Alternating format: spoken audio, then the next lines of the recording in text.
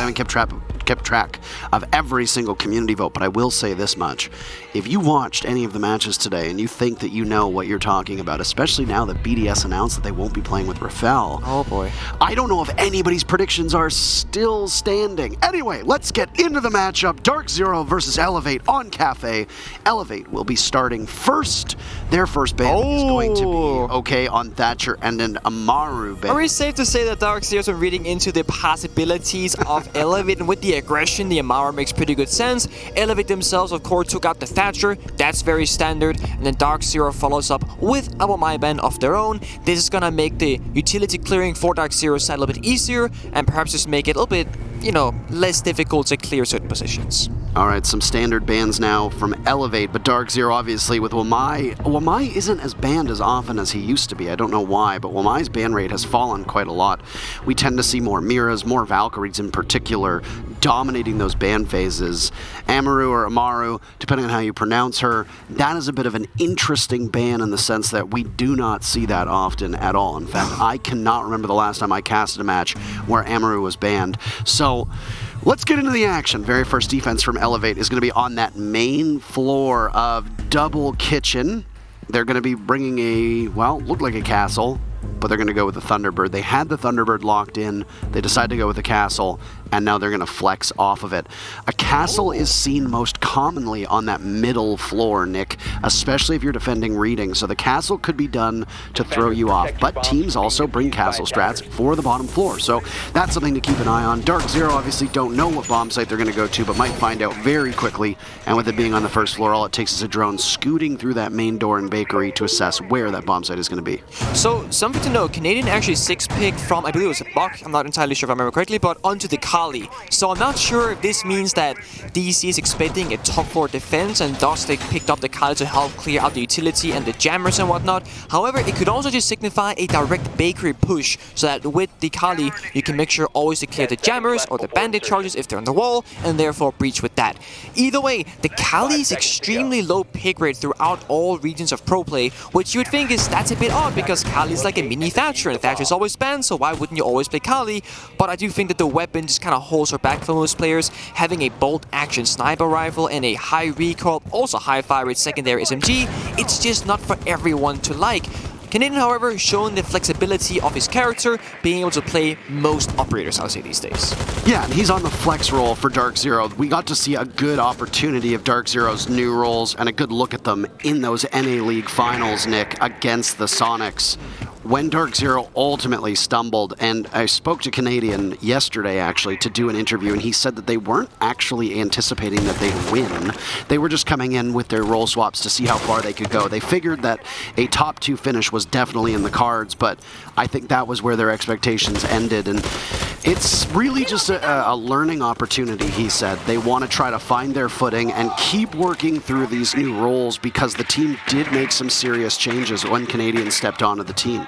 Yeah, I believe Dev said they've gone through 9 total changes with both coaching staff and players the last year or so. That is a ton of changes, of course, and with that, you're gonna have to kind of start over from scratch and kind of pick up the pace, and it sucks, but it's gotta be done sometimes. Well, they're gonna ace the wall now, and you cannot mute trick this, so you have to make sure that the Selma charge gets shot away, and then you immediately cover that wall back up again. That's Nirix's job to do that. And it sounds like they're just going to keep losing mute jammers as those lances from Kali are being used on the wall. Could see another Selma get tossed out by Eclipse, but DZ only have 1 left, and they want to be very careful about how they use that. Yeah, it's a bit of a rough beginning, right? Because there's no roamers from inside of Elevate, first of all. They're all 5 in the basement, so all the... Oh, DC just walking in, C4 comes out. Oh, and it clears out Canadian, refragged by DZ, but there goes Hyper. Down and out, my goodness. By the way, that's the shotgun being brought from Onigiri. It's not the actual spear, so, all right, you want to play close combat with the Thunderbird, that's fine. They're still droning out, though, now, as both teams sit at 3 apiece. Just a minute to go, or thereabouts, with DarkZero on that second floor. A grenade primed and ready to drop down into coat check, and the Maestro will need to scoot on over, but there's an ADS very smartly positioned. So instead, it's Pambazoo to take the fight. A little bit of damage done to Napiu, but he's still standing upright. Watching from that position with the ult in hand, no AA-12, so he's just going to motor right through them. And Pambazoo will wait and hold the cross, see if somebody wants to back on up. Waiting for a call from his team. He can hear the 416 over by Whiskey, but he's not going to jump on into the action. Eclipse walking in through prep. Down goes Napew, and Sapper's last one up, but a huge two-piece from Sapper, leaving him versus NJR. The prodigal son will need to return, as NJR is still in the same spot. He has no real information.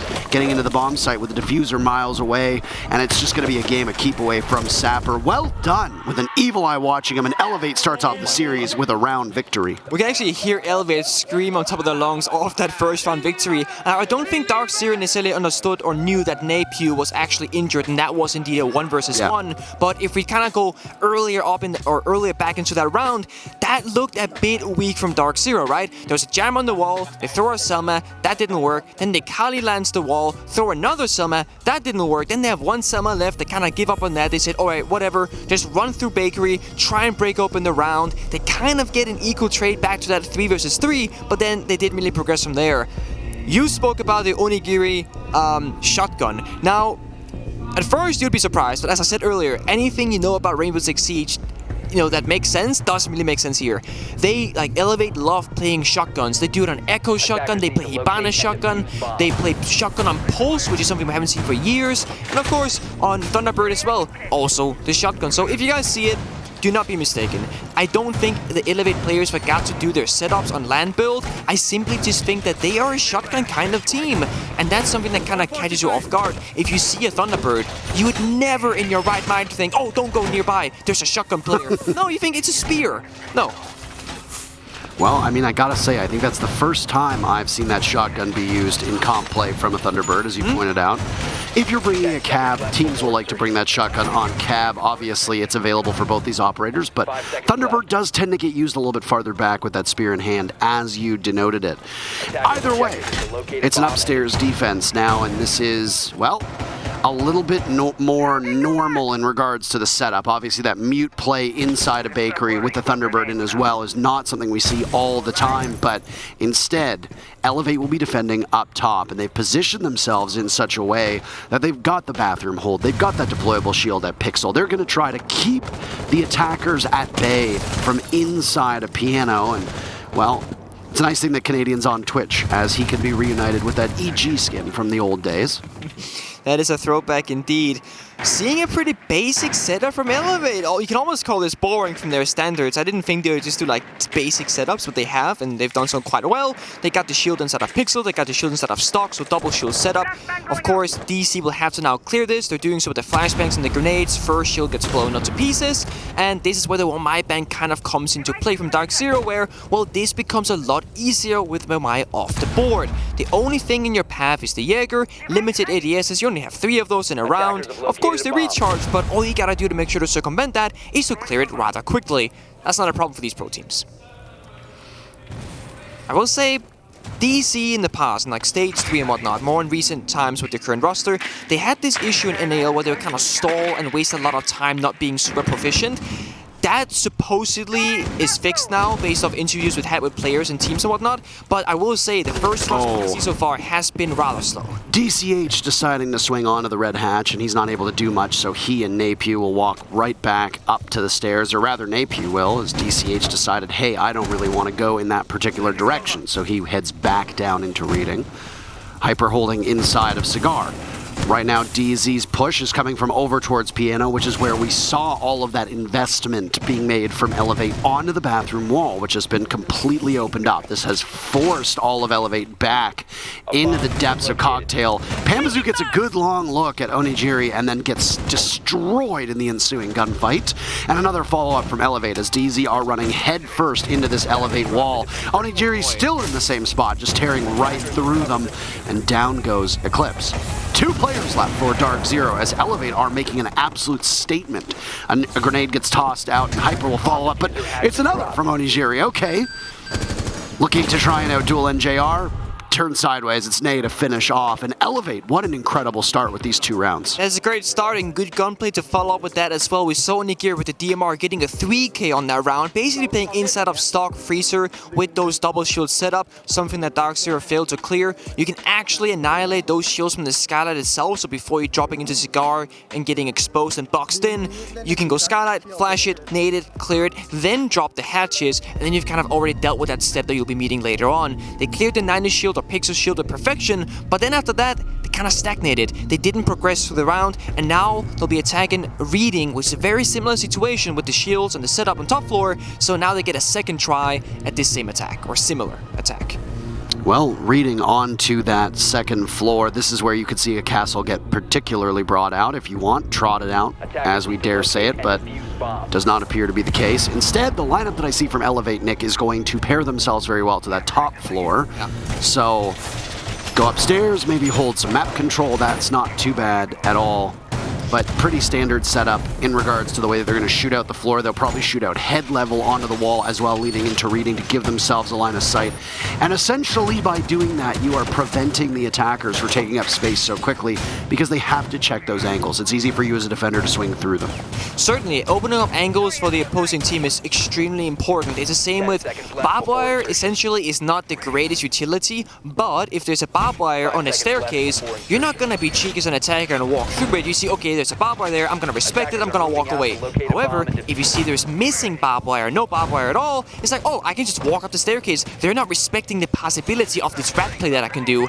And Elevate actually playing a very basic and standard siege again, doing the same similar whole top floor, and this is again DarkZero's redemption round. Can they now, with the experience of the last round where they failed to clear it successfully, can they now figure out what the problems were and then do it successfully? Now, that is the test that they have in front of them, and if you're DarkZero or a DarkZero fan, you really want them to learn from their mistakes.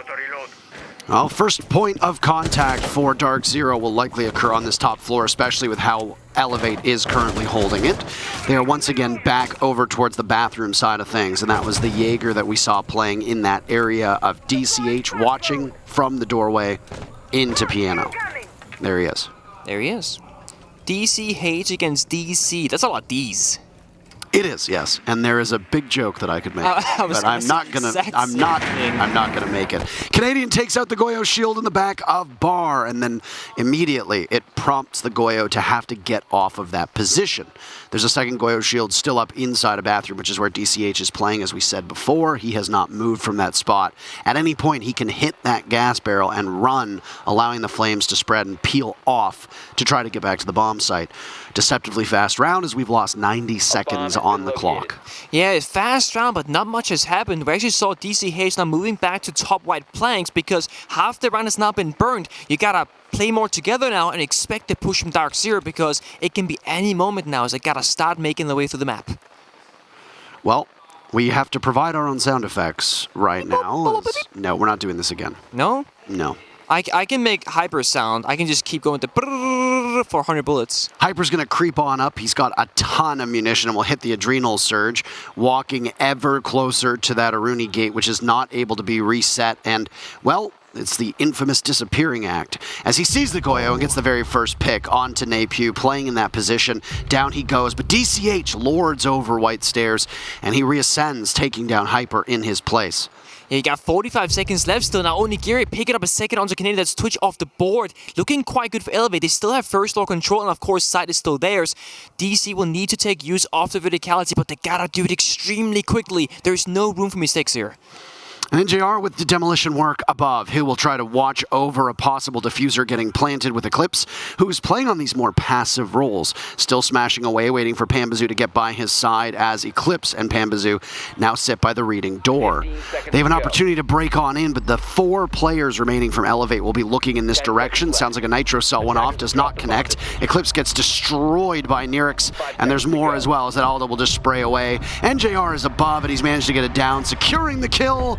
But that's all all she wrote. Elevate, what a phenomenal beginning to this matchup. They're up 3-0. They are, and this is Kafe defense. It is the easier side, I would argue. Of course, that doesn't mean you should go 0-3 in your first 3 attacking rounds, but Elevate, I think when it's your first big event, you're against a big opponent in DarkZero, it's quite nice for your mental game to have a bit of a freedom moment here. Like, it's happy, we're winning, we're laughing, we're clutching, we're shooting, pew-pewing.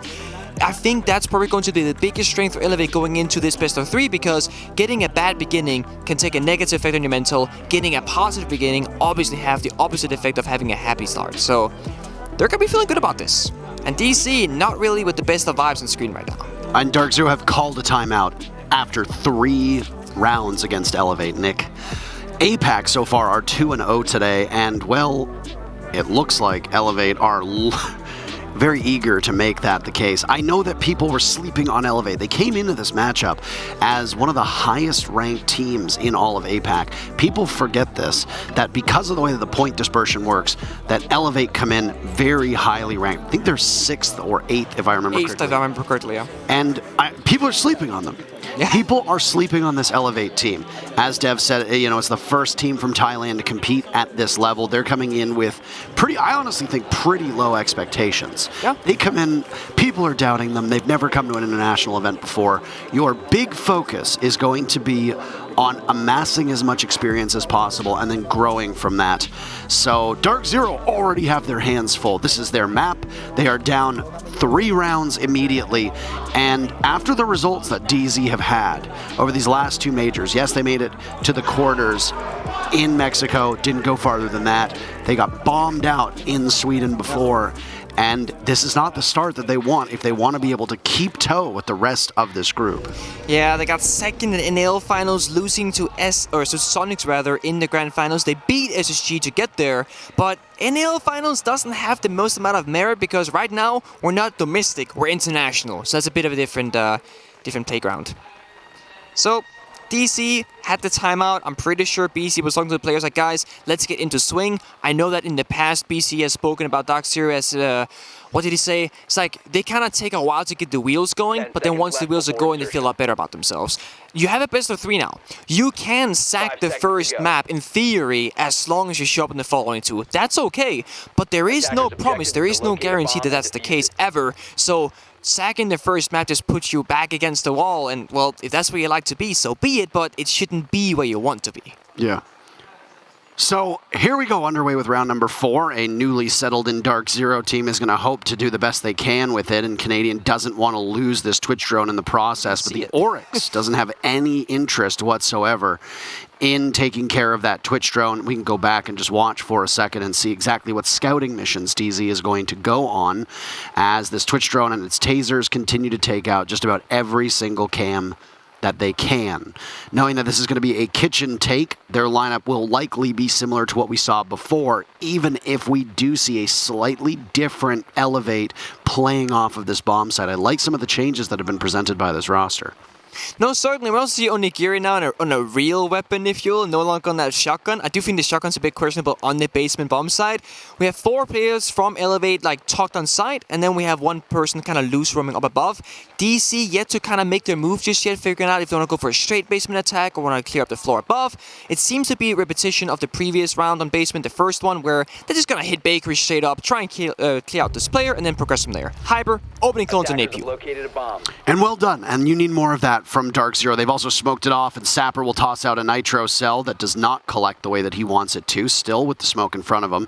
He's got Nirix for backup right next door. Onigiri takes out Canadian, and down goes the Twitch. Canadian yet to find a single kill, and I think that's all she wrote for the front Bakery defense from Elevate. They'll reinforce the panel and immediately fall back, which allows Nirix to play safer inside of the bomb site. It also allows Elevate to stack up inside of prep if they so choose and play off of that close angle. They've got a soft wall next to them that's been opened up, but not allowing clear access for the attackers. A bit of a missed mark for Onigiri as NJR does work above to smash open the floor and punish the Thunderbird, who was sitting there and right now is top fragging for his team. So there's no jammer on the primary breach from Bakery into Kitchen side, but they also only have one Selma charge left from DarkZero, so they will have very limited breaching capabilities to work with, so NJR on that vertical play really has to do some damage. He's already found one kill, but I do think they need a little bit more. Prone in the breach, nade in hand, Narek swings and gets the kill. The nade is useless. And down they continue to go. A second for NJR above as he lords over those openings. Narek's unavailable for the rest of this round. Sapper and DCH side by side, watching to see where that diffuser is going to go. Once again, this big roll swap for DZ was to take Canadian off of hard breach, and Eclipse has that diffuser in hand. Do they know that it's going down? NJR a third from above, and a pop-up from Eclipse, but DCH can't do much with it.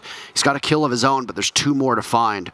Toying with him just inside of prep, there's drone that's jammed, so there's no intel going to come off of this as DCH continues in that direction. He needs to watch from above to see if there's somebody there, but he gives his position away by making a sound. Out-duels Eclipse, and the last one up is NJR, who's just going to sit over top of those holes. Pop on it and see if NJR can get to you in time. He can. 4 kills for NJR. Map, if we want to go the distance, all of these maps, maybe with the exception of Kafe, have a lot of mobility available to them. And I do think a team like Elevate, they like mobility. Moving and maneuvering around the map, jump outs, etc. Aggressive plays, spawn peaks. So I think Kafe is going to be the most normal, if you will, map of this best of 3. It's only really going to get crazier from here, I imagine. So if DC can get the first map, they get a bit of safety net. But if they don't, they really got to step it up the full amount of Chalet, because I think that's where Elevate might go nuclear, if anything. Absolutely. So the stats have reset, but Onigiri has been the standout performer for Elevate. NJR doing work for DarkZero. Canadian had yet to find a kill, and I just want to keep that in mind, because as much as he's a support player and as much as, well, a flex support player on this team, it is still important that he's able to get on the board. Certainly. I mean, I always said when I was a player, the first kill is the hardest as well as the most important. Once you're on the board, it's like, I can't drop a donut now, I've done my thing. And it kind of feels like that's your entry into the game. If you go like 2, 3, 4, 5 rounds and you're on 0 kills, it can actually affect you mentally and kind of linger in the back of your head like, oh, you gotta stop doing stuff. Onigiri doing exactly what he did previously, which is he'll shoot the panel and then hope for some kind of early pick. Can't accomplish it. Oh. You could say he wants to pew-pew his opponents, which Nay would be very familiar with. Nay actually doesn't have pew in his name today, so Nay is normally called Nay Pew. Today, it's just Nay, which is funny because who doesn't like having pew in your name? It's like it's a shooter game, you have pew-pew, it's kind of like it just vibes. Hatch is being sledgehammered open from NJR. DC 2 players on drone trying to figure out what the layout looks like. We see red paints coming out onto those bubbles. The bubble is the evil eye, Maestro's camera, Maestro's gadget. So that is what a bubble is. The Retero drone now should be doing work, jumping up, getting stuck inside the cabinet, but gets the ADS as well as the bubble, so that's great clearing from them. You can kind of take your time now if you're DarkZero and just doing utility clear duty from the roof, so that when you drop down into a cigar shop and whatnot, you've already done the first step. The next one should be the shield inside of stock, and there it goes. I have never heard the noise that Retero drone made. I've heard that a couple times. When it clips a surface, it kind of like wiggle waggles and it just repeats the sound. Is that the noise? A wiggle waggle? A wiggle waggle, yeah. Wiggle waggle. Okay, got it. They managed to take out the Goyo shield inside of back bars, so that is a good first step, and they are inching towards an execute, but they've got some things still left to be done. Number one, these laser gates, as Ace calls them, right in front of us. They need to be taken care of, and there you go, burned with a Gone 6. You got 30 seconds to waltz on through, but in the meantime, Hyper will breathe in some of that toxic canister and then toss out a grenade over towards the bomb chassis to potentially clear out other utility. 1 minute left to go here in round number 5, and there's a bunch of eyes from Elevate trained hard on these bomb sites, and especially over towards that cigar door and towards Red Hatch. Will they be able to accomplish anything as more of the floor is being torn up, which allows for DZ to walk into the freezer? Elevate are prepared to greet it. Look at how aggressive Elevate is being, though, Nick. They are ready and waiting to take these engagements against DZ, as they've been winning a lot of these fights so far today. But Pamazoo leads things off. He gets the very first kill on Nirix. Onigiri is down now as well. In fact, all of Elevate are just collapsing like a house of cards. Nay will try to swing, but he gets outswung by NJR, and it's a flawless round, all right, from DZ. That kind of seemed like it came out of nowhere. It looked like DC was about to be stuck. They breached open that freezer wall. I was thinking, oh no, they've boxed themselves inside Piano. Panda finds 2 opening kills that kind of opens up the map. And then NJR got 1, Eclipse got 1, and, well, flawless round out of nowhere. We saw one in the previous matchup that we had earlier today between Sonics and Empire, and now we've seen a flawless round between Elevate and DC, and we're just on the first map. 3-2 in favor of Elevate. Last attack for DarkZero right now, and it's going to be back down the floor to reading fireplace as we did previously. Very final defense now for Elevate before the side swap, and we'll see if any major change comes on that second half. This map obviously has that same distinction of being defender favored. When you add to it that most of these maps do, it ends up being a wash. Just assume that most of the maps are defender favored. We aren't in a position anymore where Coastline is more attacker favored, or even Oregon is more attacker favored. It just tends to be all maps are right now tilting towards the defense. But that hasn't stopped us from seeing some attacker-sided matchups today either, though. No, I mean, it's always a matter of the matchup at hand. If you have a team that plays a certain playstyle, will that be very aggressive or very passive? And how does that fare against the opposing team's matchup? So, for example, Elevate DarkZero. Well, if Elevate's a very aggressive team, typically, and DC is a very strategical team, well, a lot of teams that play strategical struggle with aggression because they're not expecting it, or they're not used to it, or they want to do their 1-2-3 step plan, but then the aggressive team says, nah, we're just gonna like throw like a spanner in the, what's it called, a hammer in the spanner? A spanner in the wheel? You gotta throw something at something and then it just all, you know, breaks apart. What is it saying? A spanner in the wheel? I don't know what it's saying is, Parker. I need help. I have no idea. You know the saying is like you throw a spanner in the wheel and it like stops it from like turning or something? What's it saying? I don't know.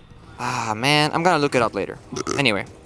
Basically, you stop the wheel from turning, and then like you stop it in their tracks. That's a wrench in the plan, gum up the gears. Yeah, a wrench something in like the that. something. That's the name you're looking for, I guess. Yeah, I'm not an engineer, I'm not a mechanic. I'm just a video gamer. Well, you unplugged the mouse. How about that? There you go. Speaking of that, Canadian just unplugged Onigiri. He's off the board. It's a 5 versus 4. And it's the first kill for Canadian. Everybody applaud. Troy has found his way onto the board. And with that, it is the 4th round in a row where DZ have started off these festivities. Yeah. Looking good for DC. They're kind of finding their pace. That timeout might just have done the trick. And I do think that BC calling out the early timeout is better than later because you have a long match ahead of you. Hyper will now assess the second floor as he walks down red stairs and pre-fires away as there's a slight jiggle peak, but nobody ends up taking any real damage. Right now, just trying to work on this clock and get as much map control as you can. This A bomb site is Hyper's for the taking if he wants it. A lengthy reload inside of Train, as there's a body down prone on the floor. Still alive, by the way, not incapacitated or down, but neither in nor out. So, all right.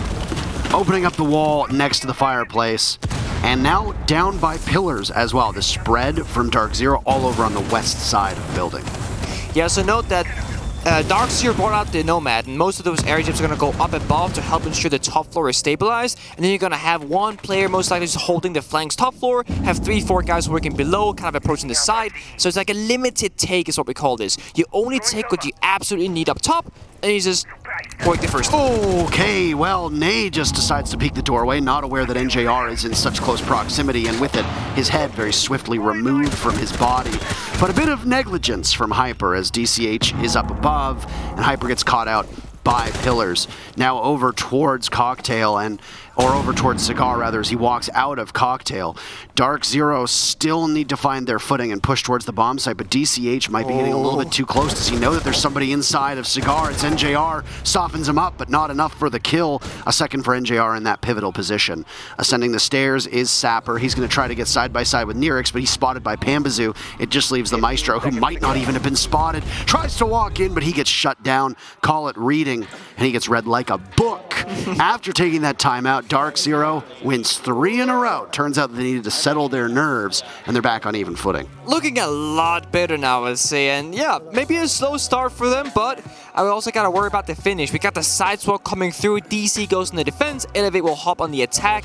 And I think this is kind of where we need to watch Elevate and what they'll be doing next. The Amaru was banned for a reason. DarkZero anticipates or have studied that is a big factor they can bring in their aggression, so they want to remove it off the board. And so now, what will Elevate now replace that with to answer back? That is what we gotta figure out. Canadian 6ing from the Goyo onto the Kaid, so not gonna see a single shield on the defensive lineup this time around. That's very atypical. Normally we see at least one shield being brought every single round, so I think this speaks to a more passive setup where you're probably gonna reinforce both freezer walls, kite them possibly below in library, extend 1-4 below, you have a C4 as well, and you can kind of play this map more dynamically. And Troy Canadian of all people is known for his vertical C4s. Used to be a postman of all things. He knows how to do it. All right, well, tail of the tape on that first half, by the way. Elevate getting 2 opening picks, 2 DarkZeros, 4. In terms of timeouts being taken, DarkZero have burned theirs. So if Elevate starts to amass another lead here on the second half, there's nothing that DarkZero can do. The only way to break Elevate's momentum will need to be done in the server. There's no timeout, no ability for them to talk. But it certainly seems like DarkZero have settled down. And with this being their map choice, they picked a great time to get back into this matchup. That they did, and it does seem to be the case where, yeah, a very passive setup from DarkZero. Both the bathroom and the freezer walls are double reinforced. Canadian on the Kaid will play below with reinforcements, and he can now ensure himself his own safety, and then that Kite Claw in that top corner will cover the walls up above. So a passive setup from DC. The Thatcher is banned, there's no Kyle on the board. Nay with the Twitch is the only way to clear this out, so Canadian will need to be on his guard. If the Twitch drone saps the Kite Claw, that's value lost, but Elevate attacking from the basement, Troy might be in trouble. Or the main floor, as we call it in North America, but I suppose I call it basement. We're in Europe right now, so I guess we'll go by with what you want. Let it slide. I appreciate it. They're tracking the Kaid now, as that's Canadian, who will be firmly in the sights of the Jackal. The spread out from DZ is all over the map, and Canadian will be playing down and reading. Shoots the drone away and then just watches to see if someone is heading his way up white stairs. Nobody for now, but he does have a defense next to him of that wall, double reinforced with an electric claw, so he can hide behind the overturned bookcase and not worry about getting pinched. That's a lot of utility for the attackers to use to shake off that electric claw and try to go after the wall. Instead, Elevate will likely need to engage in a series of fisticuffs with him to get him out of that spot, should they even want to. Yeah, note that Canadian does have vertical play on the door to pillar, so he only has to worry about the door to wide hallway. The rest should be covered by his teammates, but Nerix, he's creeping around. Does Troy read this situation? Well, he gets thrown down and flushed perfectly out as Nerix knew exactly where he was. Back up the white stairs he goes. Could somebody else be in that particular area? No. No footprints for him to grab either. He hears the thunderous steps and for but a second sees some headgear and oh my goodness, how was that call not made? Oh, Nerix is just cleaning up right now. Try not to peek Nerix challenge. Impossible. Right now everybody from DarkZero swinging in that direction. The C7E being put to good work. Nerix finally taken out by Hyper and eclipses a lineup, but he's going to get flashed before hopping on over, and Sapper's just a little bit too slow. Yeah, with 45 seconds left and both Eclipse and Hybrid being oh so low on health, this is looking quite dire. But remember, don't count them out just yet. The Alder, it has so many bullets. You can shoot back forever. 1 person, 2 person, bring all 3, it doesn't matter. Spots comes out, but nothing connects.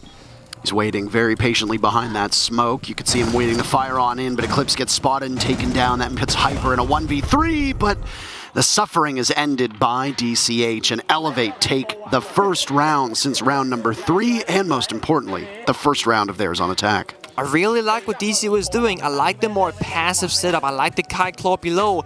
I didn't like the lack of support they provided with Troy with, because he was left on an island down below. And sure, there's a little bit of verticality. Troy was left to watch one door alone, but the 50-50 gunfight didn't go in his favor, and thus he falls apart. And when Troy dies, so does the Kite Claw, and that kind of renders that entire strategy useless if you're gonna protect the wall. So either you put the Kite Claw up above, where it's more accessible but also less risky, or you give your player down below more support so that if they choose to come for him, you can make something out of it.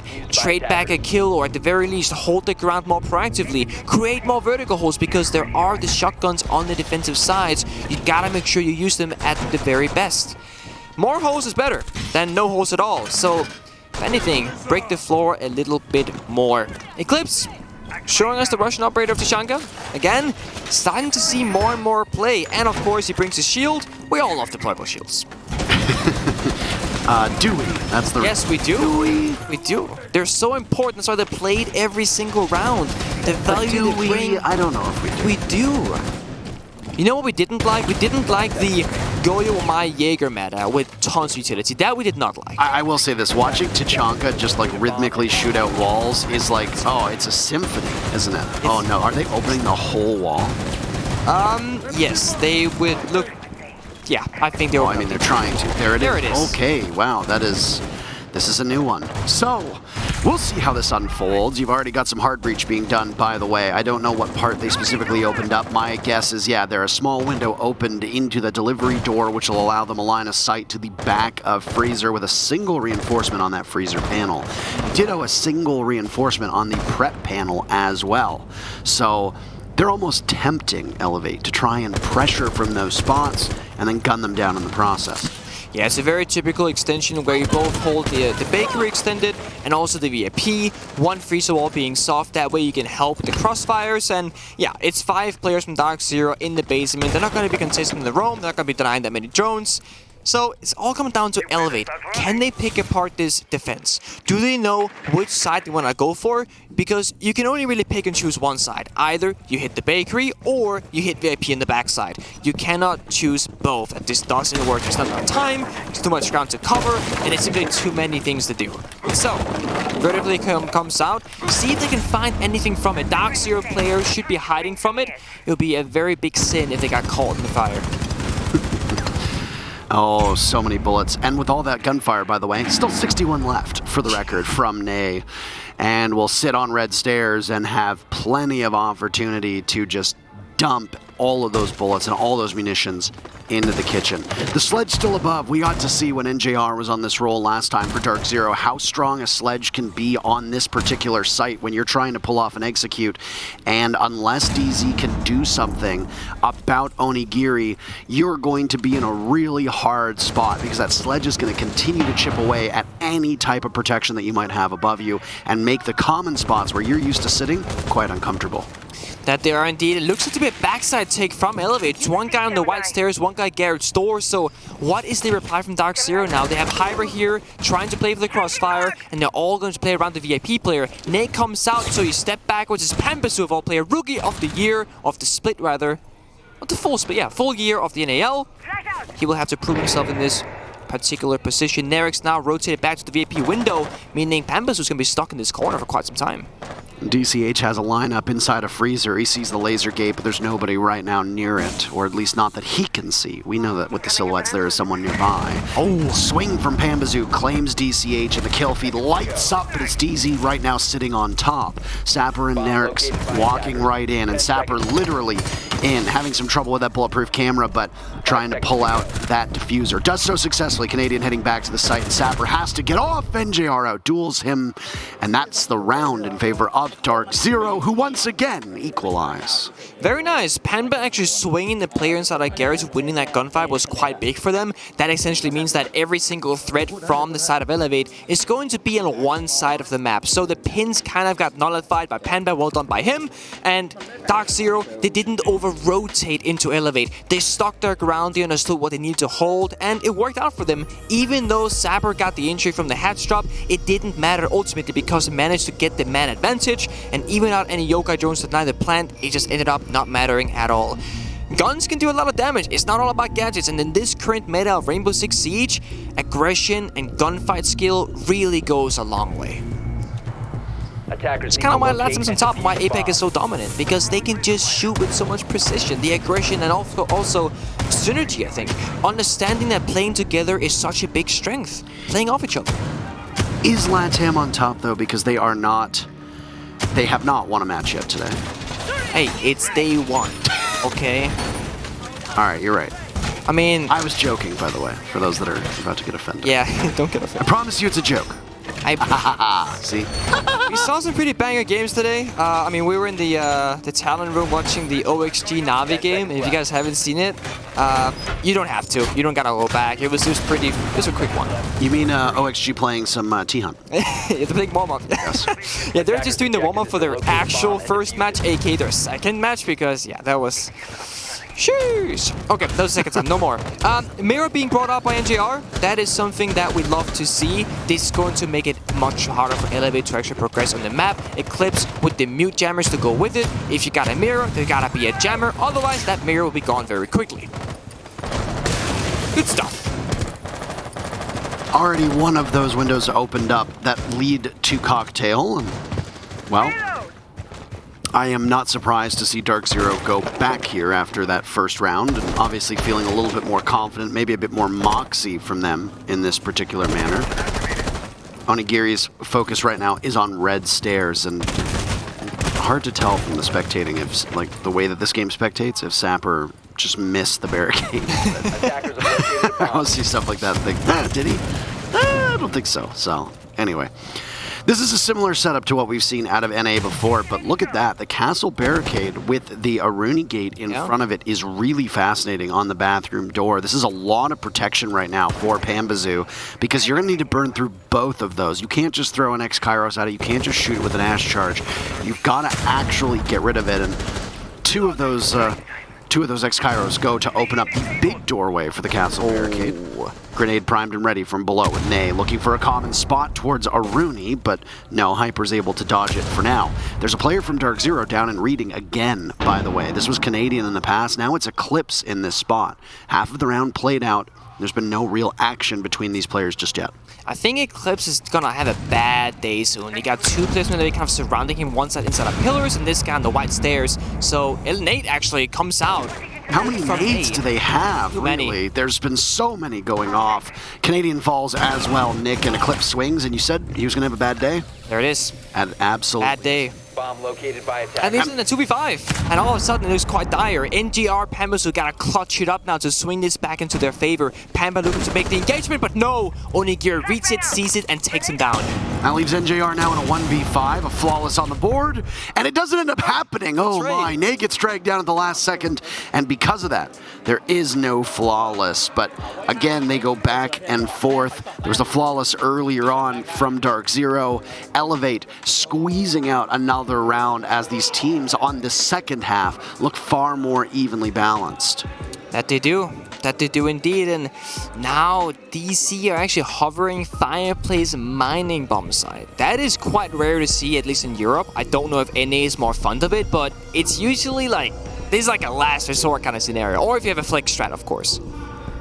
Normally, there is like a version of this bomb site where like you play Castle Post, you can like play below in basement. I've seen that a couple times. Not in recent times, Post doesn't get a lot of play. I think the UMP just holds you back a little bit. Even though its LAN and guns are feeling a little bit better on LAN, I still think fire rate is king, especially given that, you know, one-shot headshots are a thing. So the more bullets you can get out of your barrel before you die, it's just more opportunities to get the one-shot headshot factor. And the UMP doesn't shoot that fast. No, it does not. All right, well, it's going to be a mining defense. The first time we've seen this bomb site, if my stats are correct. So we usually see any truers in chat? Any truers? Any truers? Any truers in chat? It's true. Any truers in chat? True. True. What else is true? 10 seconds left. Zero being played, actually. I just saw that. Zero being brought up by Onigiri. See, I didn't expect it from Elevate. I did not expect this at all. I was expecting crazy aggression, and they have been playing aggressive, don't get me wrong, but they've actually been playing solid Rainbow Six Siege and playing quite, like, normal, if you will. Oh! Good night, Pambazoo. Look at Sapper laughing right now as he knows that was just a single shot. And my goodness gracious, what a shot that was. Pambazoo taking some chances, getting a little cute, and unfortunately for him, he gets beaten out by Elevate. This goes to show that when you're playing these rounds, especially a map like Kafe where spawn peak and all those windows are available, you really gotta be on your toes on both sides. Like one moment where you're just like not paying attention, you just lose your head. That's a good point. Yeah. A really gotta good point. stay alert. You know, if there's like a a terror drone that drives by you, if you don't shoot it, it's gonna blow up your shield. That's just how it is. Yeah, shoot him. All right, nice shot there from Nyrix to open up that hatch, and now a grenade will go. Whoa! So well played by DCH. That is coming to a ranked game near you. And now Canadian is down for the count as well. Elevate just running a clinic at the moment on DarkZero. And now Eclipse is next. Nyrix on this entry has been formidable, but he's just claiming every soul that lines up in front of him. Elevate unhappy that on the previous round they were denied the flawless at the last second. Well, they've got another golden opportunity to do that. Hyper himself, formidable is a great word to describe him too, but that's an awful lot for him to do. Takes down Nyrix, immediately pivots. Diffuser being planted by Sapper, it's successful. So Hyper now knows what exactly needs to be done. Head back over to the bomb site, but he's miles away, miles away. Grenade goes out, Tracers whiz by, beautiful shot again from Hyper, but there's just too many people still left upright. You can make a couple nice shots, but 5 of them, that's a tough one to do. DZ was on their back foot after Pambazoo was killed within the first 20 seconds of the round, and Elevate finds themselves stunningly on match point on DZ's map. Honestly, not a bad try from Hyper. I kind of wish that those shots had been coming out before it was a 1 versus 5, like a literal 1v5. Elevate that round, best described as speedrunning versus DC 100%. Yeah, that was a speedrun and a half. They kind of just found kill after kill after kill. I was particularly fond of the one tap from Saber, but this right here. They shotgun top of the freezer wall, then tossed the nade through that breach into the floor and killed the player of NGR inside of Dining, all thanks to a yellow ping from a drone they had previously placed in the prep phase. One can assume that is a beautiful thing to do, and it shows the complexity of Rainbow Six Siege where, well, there's a wall in front of you, and then there's a floor, or a ceiling rather, and if you break the wall, you can throw an angle-away grenade into the ceiling and therefore kill the player a floor above you, which is ridiculous. So always keeping these things in mind, that danger from above, danger from below, and you never really know exactly when you're safe, because as long as the enemy has information of where you are and they have a grenade in their pocket, well, you can just die. Danger from above, danger from below, danger, danger, danger, anywhere you go. Okay. So Nice. this is why you gotta. This is why they pay me the slightly above average bucks. Okay. that's why. That's the sole reason why. Okay. Is to be able to come up with that stuff on the fly. And I rhymed again. Look at that. How do you do? That's incredible. All right, Elevate on match point. If they win, which is very likely at the moment, DarkZero will need to win the next 2 rounds in a row. Then we go to Chalet, which is Elevate's pick. DarkZero came in obviously having done their homework. They understood in that first half what needed to be done. They took the timeout, and they seemed to regain their footing. This is what I said when they took that timeout, was because you have to burn it so early in the matchup. If you end up in free fall, you do not have a second parachute. That's it. You continue to fall, and DarkZero have won a single round on defense. That's it. Other than that, it has been Elevate all the way down. They've looked quite dominant. Round number 9, almost a flawless round until the final second. There's a trade that, unfortunately for Elevate fans, claims Nay. Nay, by the way, who died very early in this contest. So it's a reversal of what we saw in the previous round. And the round right before that, it was also very nearly a flawless with that diffuser getting planted and 4 people from Elevate still upright. So these last 2 rounds in particular, very impressive from an Elevate standpoint. Absolutely true. And speaking of, well, let's speak of the past. It's a spanner in the works. I figured it was a spanner. Did somebody DM you? Is that, did you Okay, Google someone it? DM'd me. I was. You didn't even I think of it figure yourself. out. All right. I couldn't. Okay. Figure it out. It was. I said a range in the work. It's a spanner in the works. Okay. So it was close. Thank you for letting me know. Yeah, no, you're welcome. I had to I don't know. I'll figure out. Next time, tomorrow, I'll have a great comeback. It's fine. I just gotta sleep on it, think about it. We're still adjusting to jet lag as well. To be fair, that's like my #1 excuse, is that whenever I sleep, I'm like, jet lagged. Did fly all the way from West Coast America to Sweden. And, I was gonna say, Nerix almost sent somebody flying himself. It is a 5 versus 4, so Elevate has to find their footing right now. DZ don't need to work too hard. They just need to wait patiently as Elevate have to bring the fight to them, and they're going to do so without that sledge. So, I mean, in terms of killing potential, Nay has not been the standout performer for this team, so and that's okay. But at the same time, you don't want to be down in numbers the way that they are. X-Kairos being shot out now as DZ wait for the storm to breach their walls, and it starts over by Piano. But all of this focus from Elevate on the top floor is distracting us from the fact the bomb is on the middle floor. It is not a cocktail take for Elevate. Hyper died just a moment ago, by the way, so now we're back to a 4v4, but the time is the real culprit here. No! Eclipse drops on top of Zero somehow, and there's 2 kills from Elevate. NJR could soon follow, but he's taking matters into his own hands, and he'll have to do even more than that. How many hands does NJR have? None, apparently. It doesn't matter. Onigiri stuns DZ, as does the rest of Elevate, and they snag Kafe away from the North American team. I mean, definitely say it, Elevate is a dark horse, and here we go. First map goes into their favor. That is a 7-4 victory on DarkZero's map pick. Kafe, arguably the